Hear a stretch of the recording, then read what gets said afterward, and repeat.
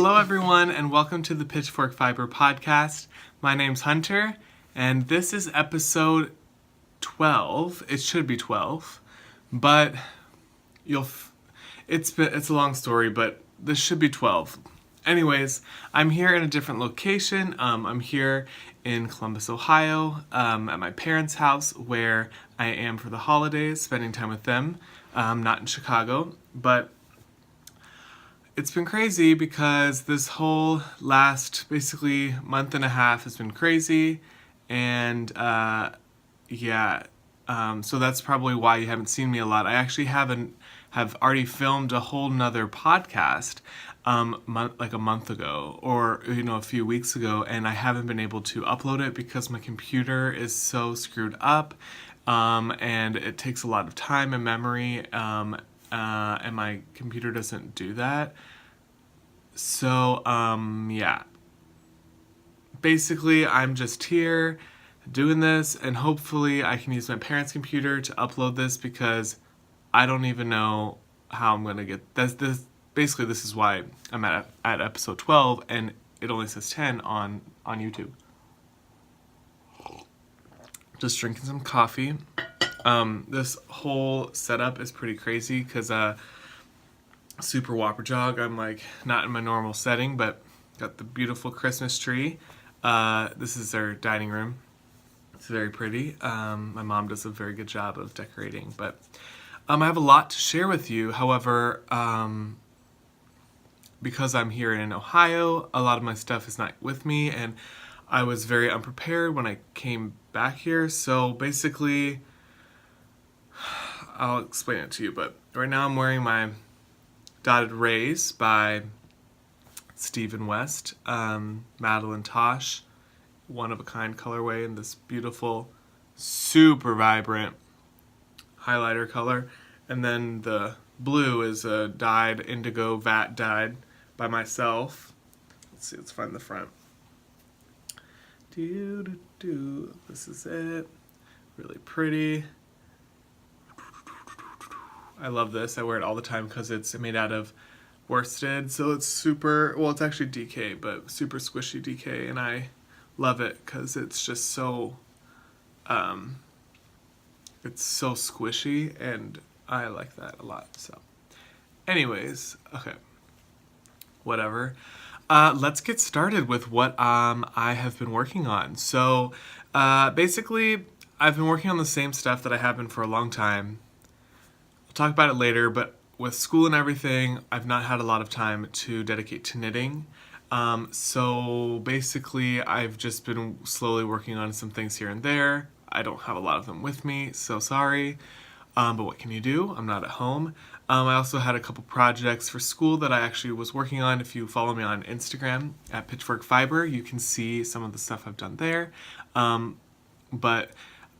So let's just start with some things that I've finished, and then we'll go on to works in progress. So, of course, one of the objects that I have that's a hoe, I guess it'd be a hoe, a half, like a partially finished object. It's one of the socks of a pair of Christmas socks that I dyed. I dyed it some beautiful Christmas yarn that's speckled with red and green on a really pretty vanilla base. And this is the sock. This is the second sock. I already finished one, but of course I don't have it here. Pretty stupid. I wanted to wear these on Christmas, and I only brought the one I'm working on. Oh well. This one is pooling kind of cool. The other one was spiraled, more like a candy cane, which I thought was neat, but this one is pooling pretty cool. And I love the speckle. This is just a plain taupe sock on these needles, which are super ratchet because, look, they broke. Yep, they broke. And I tried to super glue, and it didn't work. So I've just been carefully knitting, but I'm going to try to fix it with some other glue. Because, like, I don't got no money to be spending more on carbons. Number one, US ones. So, anyways, that's that. So that's, actually, I'm not even going to do it finished and works in progress. I'm just going to go, like, whatever. What else do I have over here? Sorry. Got a haircut, and I'm really liking the fade. Find your fade. Just kidding. Wait a minute. I found my sock. Okay. I thought I had a different sock in here. Oh well. Yay, here's my finished object. See, look how cool this one looks. It's spiraled. Oh my gosh, I'm so much happier now. I didn't realize I had this. Holy cow. Super pretty. I love this. I finished it in school. Like, I was in class, and I was just like, you know what, whatever. Finished it. Finished the whole cuff. The top and the cuff bound off, and then look, we have a sock. And I tried it on in class. So these now will be completed soon, so I can wear them. I'm also wearing my hand knit socks right now. Here, I'll do this one. This might be easier. Yeah, okay. So that's exciting. Got this sock done. I love the colors. This is really nice lighting. Of course, because my parents have beautiful windows that I don't have. Love this. And I did this I dyed this yarn in a different way than I normally would, and I really like how it turned out. Came out pretty vibrant, so yeah, it's fun. So yeah, there we go, there's that. Something else that I've worked on that I haven't worked on for a really long time, which if you watch episode 11, which is not yet posted, I talk about this too, but it's my sweater, I don't even remember what this is called anymore because it's been so long. What in the world is it called? Well, anyways, it's this sweater, and it's so beautiful.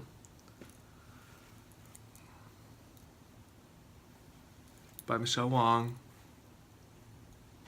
And it's just, I stopped because I need to get ready to put the sleeves in because it's bottom up, but oh gosh, it's way too big. Like, it's humongous. I went down a size because my gauge was too big, thinking that it would even out. But right now, like, it's huge, and it also, when it blocks, it'll get even bigger. So I just don't know what to do. I mean, I'm gonna keep going. If I need to make it for someone else, I will, but I've spent so much time and I really wanted it. But maybe a huge oversized sweater will be still kind of cool. I saw someone on Instagram or somewhere posted and said, as long as the sleeves are the correct size and the neck is the correct size, it will look like it fits even if the body's huge, because then that can be kind of like a style thing versus just looking like it's incorrectly sized. So, you know, I can make the sleeves to fit and then just have a big oversized body, but I mean, it's gorgeous. Like, beautiful stitch definition. I love the pattern. I love the side detail. It's like a mock, what is this called? A mock seam with really pretty detailing. It's like a little mock cabled rib. I mean, it's so pretty, but we'll see. It's just humongous. Huge. Like, super big in diameter. And in circumference. And, oh well. You know, it's lesson learned. It's not getting gauged. People gauge. Swatch. I swatched. And who knows what happened. So, anyways, that's that. I haven't worked on that in a long time just because I got a little discouraged, and then I don't know. Right when I did that was when school was ending, or school was starting to pick up, and it got crazy, and so I kind of just like put that on the back burner and worked on some other stuff. Like, I was working on a hat. It's too small, or like I don't really like it, so I just kind of like and then I started this sock, and I just do random things because I need to keep working, but you know, I'm not in the mind space to start a big project, so I just have this on hold and a sock and whatever, but that's that. Something else that I did finish that I'd love to show you is one of my projects. It's a quilt. I don't necessarily have it with me now, but I have taken some really nice photos of it. It's already on my website, hunteratha.com. If you go there, you can click on Works. It's under Works. It's under the drop down will say Quilts. You click on that, and it's the first couple of images. It's a beautiful quilt. I did some cool thread painting, and maybe I'll pop up some photos here if I can do that. But beautiful thread painting with my machine, free motion, and then I went back and added pigment with this cool technique I kind of have discovered, and it's really neat. It's like faux watercolor. It's kind of complicated because from what I've seen people use it as, it's more of like paint, but I didn't want it to be that opaque and thick. I wanted it to be really light. So I experimented with like adding water, and it turned out really awesome. And that was for a class, a museum genres and practices class. It's a piece that's really geared towards creating a conversation about diversity in museums and the lack, actually more of the lack thereof, the lack of diversity in color. You can read that I wrote a wall label, and if you kind of hover over the image on my website, it will pop up and you can read that, and it describes it much better there, but I don't want to go through that now because that just will take a long time. But anyways, I'm very happy with the way it came out. It took a very, very, very long time, but it definitely was worth it. So that was a big project I finished, and that was probably a few weeks ago. And so a lot of my time was spent doing that. Every day I would, spend an hour or two working on just a few of the faces because it took so long that I needed to do it constantly, or else I would be so bogged down the last, few weeks of school. So I did it. I was thankfully, I didn't procrastinate, and I did work pretty far back, so I was working a little bit at a time. But anyways, next project that I have finished is another quilt, which I'm very happy of, that I have. This is a quilt that I made for my mom. I bought the fabric last year, I had washed it, it was all ready to go. I just needed to cut it up and go and sew it, but I was of course busy and didn't have time. So I was like, you know what, I'm gonna just do it one day. I have a few days before I'm going back to Ohio after school had ended. I was just like, I'm just gonna stay and do it. And I actually finished it in almost less than 2 days. If you don't count hand sewing the binding, then it would be 2 days. So it's right here. It's quite large. I also don't think I have a photo of it yet, but we'll show you here. Maybe if I stand up, would that be best? Yeah, I'll do that. Okay, so this is a Christmas quilt. I used a lot of really awesome fabric, and this is just kind of scrappy half-square triangles.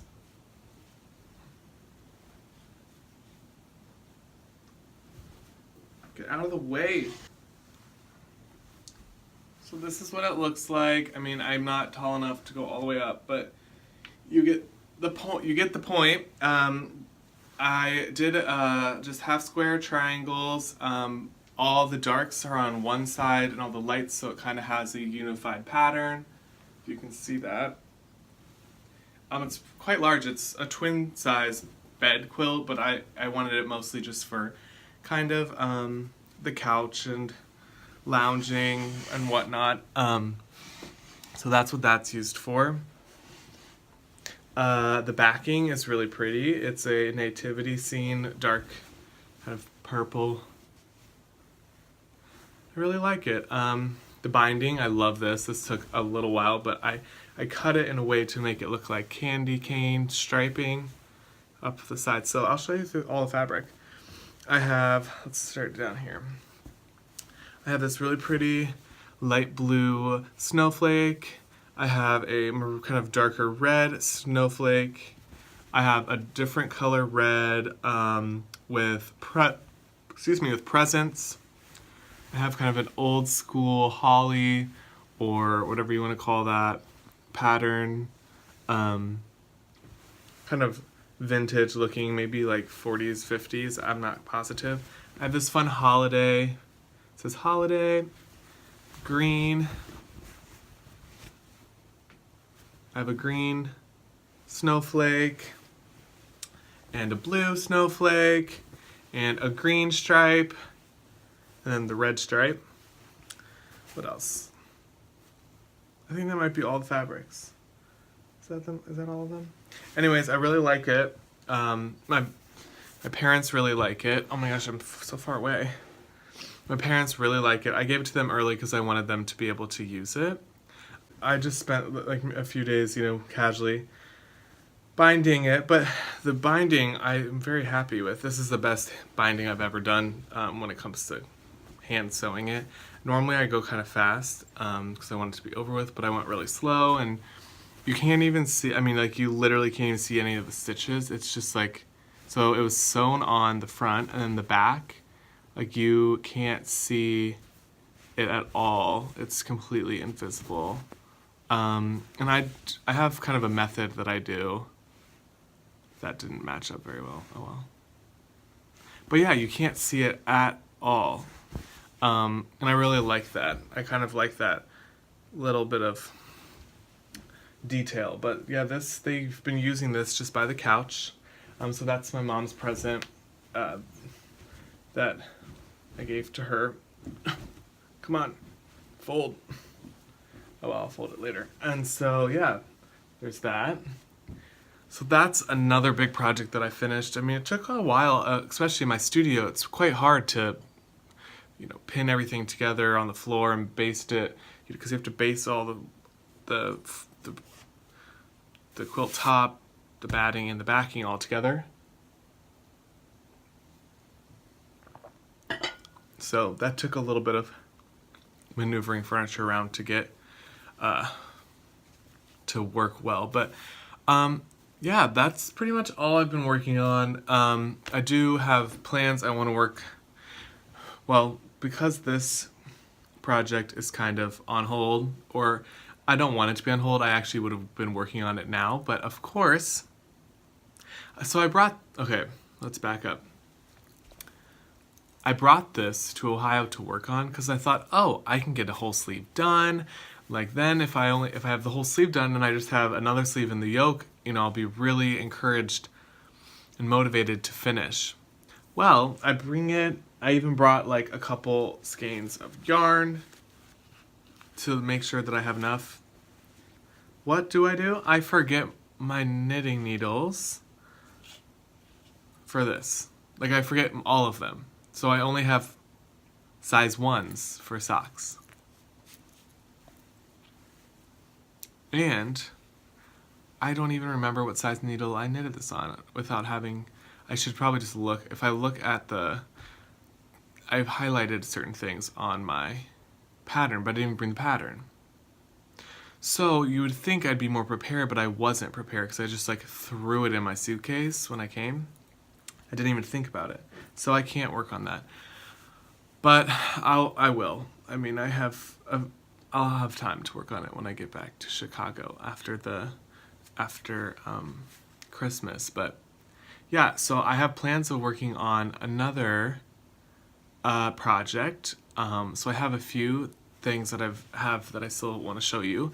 But another project I want to work on is I have worn, if you watch the episode 11, which is not yet posted, I'm wearing my Antonio cardigan out of Malabrigo in the VAA colorway, a dark green color. I love it. I finished it last year, or I finished it 2 years ago, and I love it. It's definitely the most worn hand knit thing that other than like shawls, that I wear, garment-wise. I only have 2 garments that I've made for myself, like sweaters. One of them is a sweater and one of them is a cardigan, and the sweater is like this color, neon. So I don't wear that often. But the other one, I worked at a museum and I had to wear black. I had to wear black for my job, and because it's such dark green, it reads very, very dark. So I wore that cardigan around when it would get kind of chilly in the museum, and I loved it because it gave me the chance to wear my hand knits, which is exactly what every knitter wants to do, is wear their hand knitted objects. And I just love it so much. And the pattern, it was so easy that I want to make another one. And I really wanted to make another one I wanted to make another one out of a fun color, because black's fun, I wear it so often, but I want something that's kind of like fun and funky. And I wanted to dye my own fabric, or dye my own yarn, but then I was like, meh. But I found on Instagram a really cool technique, which is super awesome, because I thought, if I, want a really crazy color, will I wear it that often? And I thought probably not, but I want something that's fun, vibrant, and colorful, because that's what I enjoy wearing. But I saw someone who striped it. They striped the entire garment with one crazy color, and then like a really muted color, or more of an earth tone. So they did, I think it was like magentas and vibrant neons and pink, and then they striped it with a gray. And from far away, it read more subtle, but it was still super vibrant and colorful. And I loved that idea because it's so fun. Like a whole stripe, like either a 1x1 stripe, so one row stripe, another row stripe, or a 2x2 stripe would be really fun. So I think I might do that with like an orange or something really, or a bright blue or something fun. I'm not a huge bright blue person. I'm more of a warm tone person. Warm, from warmy greens to warmy reds, purple. Blue's not normally a color I wear often, but I do like it. So I might do that. But I already have the pattern. I just need to buy the fabric. Blah, blah, blah, blah. So yeah. That's one. But the next thing, so I've been rambling. Okay. Pause. Don't ramble. No more rambling. Okay. Next thing is, because I don't have any knitting needles, I went through an old bin that I had under my bed, my childhood bed, and I found these knitting needles. I found some, what are these? Clover US 10 6mm double points. They're actually really nice. I really like these. They're Takumi Clover. Really like these. They're super smooth, and I don't know, I just was feeling them. I was like, ooh, I should knit something out of this. But they're huge. I mean, I don't normally knit with size 10, US 10 6.0 millimeter needles. So I was thinking, because I have nothing else to do here, because I wanted to just be knitting all Christmas, and I literally can't because I have no needles. And to be honest, I don't want to go out and buy more needles because I'm also broke, and I don't want to go spend $20 on a few pairs of needles and then have to buy more yarn. It's just like, ugh. I didn't want to do that. So I made it work. And I went out to Joann's because I thought, I have nothing else to do. I went out to Joann's. Well, first of all, I found a pattern that uses this size needle. And it has to be, something small because it's double points. I'm not knitting a shawl with lots of double points. And I looked up, let me find it. I looked up this really cool pattern on Ravelry. And it's called let me just find it. It's called the No Felted Slippers by Yuko Nakamura. Yuko Nakamura, Non-Felted Slippers. It's on Ravelry. It's a free pattern, and they're really kind of fun. They're like little Hobbit. They're like slippers. They're not like sock slippers. They're like actual kind of boxy slippers. I really like that, and I thought that'd be kind of fun to make out of a bulky yarn. They're meant for a woman's size medium, and I definitely am not a woman's size medium. I have quite large feet, so I thought, well, it uses size US 9 or 5.5 millimeters for gauge in this one.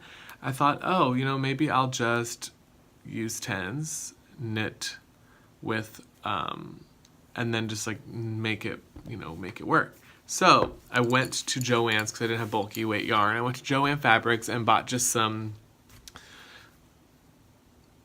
I don't even remember what it was, but it's just like pure wool, 100% wool, bulky weight yarn.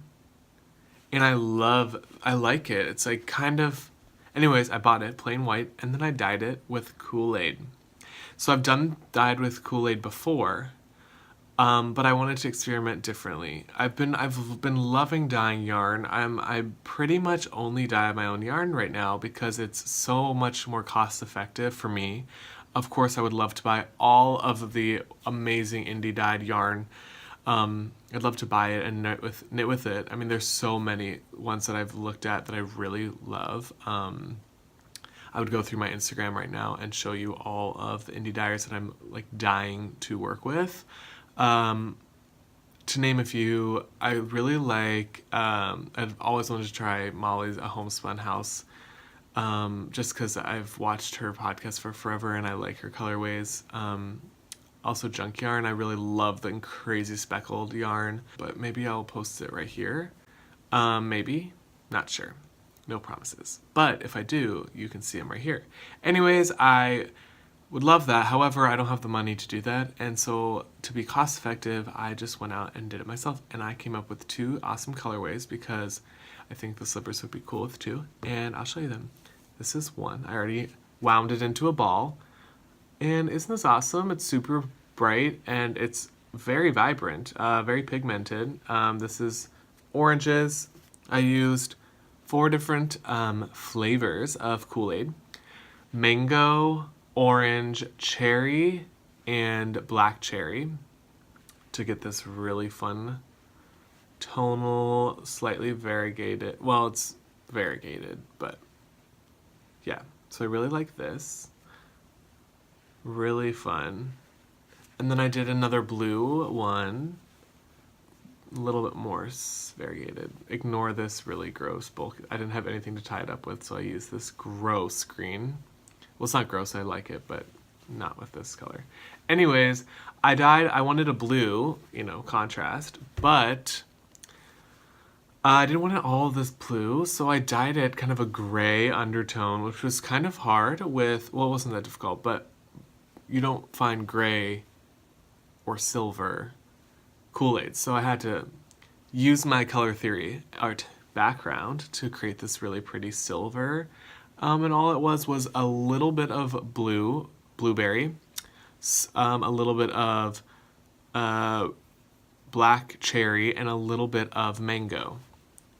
And then I went back over and speckled with the darker blue, more blue, and then a little bit of yellow, which is the mango. And it's kind of fun. So together, they will make some really fun slippers. I like it. So yeah, and it's super fun and squishy. You can tell this is wound, but it's really plush and squishy. I'm kind of digging it. Anyways, that's that. So I'm going to make those. That will not take very long, but I'm going to use these, which I don't ever use double points, but I'm excited to use them because I'm being very crafty, ingenuitive. I don't know, inventive? No. I'm using my resources, which I already have, to create something. I don't know. My brain stopped working after I wrote like 80 pages of papers for my finals, so I just don't really care.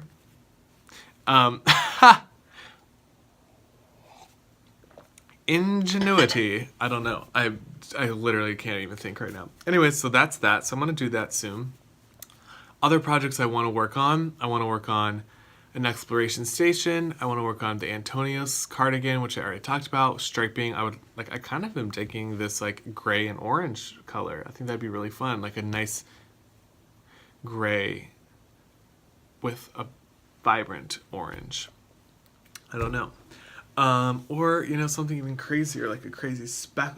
Ooh, I do love, like, a bright color. One super bright color, but a tonal or a solid with then a white and black speckle. That could be kind of cool. Like, I love a Madeline Tosh. It's like ink or paper or something where it's like all white with crazy speckles of black or dark blue. That'd be fun with like a solid orange or a solid yellow or something kind of crazy. Because then it kind of evens out. Isn't it so crazy? I don't know. that's that for the things I've been working on, and the things I'm making. I have more at home, but I can't show you. So you'll have to just tune in next time. I thought I would talk about other things that are kind of fun and interesting. And I'll talk a little bit about why it's taking me so long to do this video. So, I'm in grad school, as you all, like most of you know, and our finals week basically was from, like, finals really were kicking in about a week to 2 weeks before Thanksgiving until basically the first to second week of December. So about a week ago or 2 weeks ago. And it was a little stressful because the classes I'm in are not, it's not like undergrad where you just like do busy work, oh, turn in a final, whatever. It's like you really are preparing for your finals the entire semester, and it's a lot of it's like your own work, and your own kind of discovering. It's not really, it's not pushed, you're not really pushed along, you kind of are doing it yourself. And so all of a sudden you realize, oh my gosh, I have 3 weeks, or I have 3 weeks to do a final, which normally in undergrad I'd be like, oh, I have 3 weeks, are you joking? I'm gonna wait till 2 days before or 3 days before, because you could do that. But this is not like that. It requires a lot of research, an extreme amount of writing. I was so over writing. I wrote so many pages, I was like so over it, but it was good.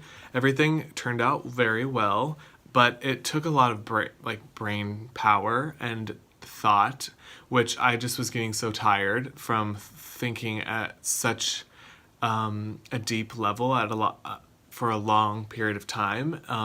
So I started my first final while I was here actually for Thanksgiving, and that was just a lot because I wanted to be spending time with my family, but I knew I had to spend so many hours working on this project. It ended up turning out really, really, really great, but I spent so much time kind of locked away because I knew I couldn't focus and produce the kind of writing I wanted to produce if I was kind of with my family or not really haphazardly writing. I wanted to really focus. So then I got home to Chicago and I really was just like, okay, I'm gonna go to a cafe or something and just write, because that's where I can really focus. And I did that for probably about 2 weeks. Every day I would go and I would just go for 3 or 4 hours and I'd sit there, drink coffee, and bust out some writing. And I had a group project in one of my classes, so I did have to do a lot of research with that and meeting up with that, so it took a lot of time. So thus, my projects kind of were put on the back burner, which they should be because school does come first. And it was hard, but I got through it, and now we're here. So because of that, the last month basically, I've really just been focusing on school. So I'm sorry if I've not been posting a lot. Also, my computer is so screwed up. I would have posted more, but I really need to get that taken care of. So again, sorry about that. But I also know that I do this for fun. Podcasts are fun, and it's something I enjoy doing. But at the end of the day, I'm not going to get stressed about doing something that's just fun. I'm going to get stressed about doing something that I have to do, such as school. And I feel like this comes second. So, yeah, I've been doing that. Middle of November, also, my job at Alphawood Gallery was ended because Alphawood Gallery is no longer in existence at the location that I was at, and it's kind of in the works of maybe being something else, but it's not really, no one really knows what's going on, including the employees, because they aren't sure really yet. The people higher up don't even know really yet what's going on. So I was out of a job, which was kind of nice because then I could really focus on finals. But during that process, I also was applying for other jobs because I needed that money. And I got a job working, thankfully. I was hired by the University of Illinois at Chicago working as a graduate assistant in the Global Asian Studies program called GLAS, GLAS, and I will be working as a graphic designer slash programmer, and I'm going to be curating kind of a installation-ish exhibition in their space on campus, which is really fun. So I've been working on that. So I also, with school, am working now. And that's quite exciting because I now have other things to think about as well. And I really am enjoying doing that work. That's something I'm really excited about. It starts more at the beginning of next year, of 2018, so I'll be working with that on that more full time. So that's really exciting. So along with doing school, I'll be doing that as well. So I am really busy, and it's great because I don't think I would know what to do with my time if I weren't. But at the same time, it does get to be like, oh my gosh, I have so much going on. Because when interviewing, they wanted me to produce sample work, and that took a long time to create graphics and things for them that are samples that I don't even know if it's worth my time because I might not be hired. Thankfully, I was, and they liked what I showed them. But now that means I have a lot more work, and because my computer is screwed up, I can't do it at home, so I have to go to school, and it just is like, but yeah, so I'm rambling again, but yeah, so that's that. What else? Holidays. So holidays are upcoming. I'm very excited about that. I am home until before the new year. We are tonight going to a concert at my cousin's. He renovated this really cool space, which is now a concert/art gallery, concert venue, art gallery, bar, restaurant thing. And we're going there, which I've never been because I'm never in Ohio. So I'm excited to go. And that's this evening. So I have that going on. Everyone's gone right at the moment. My mom is doing errands, my dad's at work, my brother's at work/internship, and everyone else is gone. But I'm here talking with you guys, which is awesome. So, I don't know. I am excited for next year. I think there's a lot of exciting stuff coming, and I'm excited to be working on more things. I'm excited. I really have been inspired to work more, just being a creative, someone who creates work. Creating is something that is so passionate to me, and I think everyone should be able to do that, and not everyone is able to because of the restraints of work and time commitment and everything. So especially for this upcoming year, I don't know if it's a New Year's resolution or if it's just like I've been inspired, but I really want to spend more time sketching and, putting my ideas out there so I can kind of, I don't know, this past few weeks has been hard because I haven't really been that creative, and it's like built up inside me and I need to just let it out. So I want to start painting more. I bought some paints that I want to work on, some oil paints. I've been sketching more. Now that I am working in a graphic design position, I'll be doing a lot more graphics, which is really awesome. I'll get to be working on the computer, doing stuff with that. So, I'm always like working now, which is giving me so much more opportunities to like to express what's inside. So that's a goal of mine upcoming. So maybe you'll see more of that on Instagram or whatever. That's where I post most often. Other than that, that's pretty much it. I know, I don't really have anything else to talk about. So I filled you guys in. It's time for me to get ready to clean up. But I really hope you have a wonderful holiday. I won't probably see you until the new year. But thank you so much for all the support that I find on Instagram. It's really exciting to, I post something to have people say, oh, even if it's just like, that's awesome, or it means a lot because sometimes I do worry that I'm not posting enough because sometimes I'll go like a few days, not post, sometimes I'll go weeks, and I'm like, oh my gosh, people don't like that, but at the same time, like, they're following me because it's me, not because I'm a robot, So I have to remember that. And so sometimes that, even a comment or whatever, it validates that, oh, people do like this, and it makes me happy. So thank you so much for the support, and I look forward to seeing you guys next time. Thanks for joining me. Have fun, make stuff, create. Happy knitting, Happy New Year, Merry Christmas. I'll see you soon. Bye.